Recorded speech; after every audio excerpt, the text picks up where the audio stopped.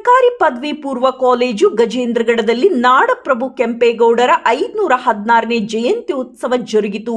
ಕಾರ್ಯಕ್ರಮದ ಅಂಗವಾಗಿ ವಿವಿಧ ವಿಭಾಗದ ಸ್ಪರ್ಧೆ ಏರ್ಪಡಿಸಲಾಗಿತ್ತು.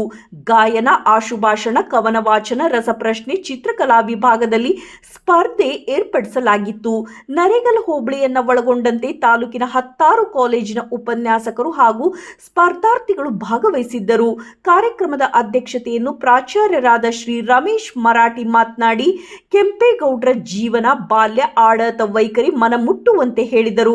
ಮುಖ್ಯ ಅತಿಥಿಗಳಾದ ಪ್ರಾಧ್ಯಾಪಕ ಶ್ರೀ ಬಿ.ಕೆ. ಹೊಸಳ್ಳಿ ಮಾತನಾಡಿ, ಕೆಂಪೇಗೌಡರಂತಹ ದೂರದೃಷ್ಟಿ, ಶೌರ್ಯವನ್ನು ರೂಢಿಸಿಕೊಳ್ಳಬೇಕು ಎಂದರು. ಭಾಗವಹಿಸಿದ ವಿದ್ಯಾರ್ಥಿಗಳಿಗೆ ಪ್ರಥಮ ಮತ್ತು ದ್ವಿತೀಯ ಹಾಗೂ ತೃತೀಯ ಬಹುಮಾನವನ್ನು ವಿತರಿಸಲಾಯಿತು.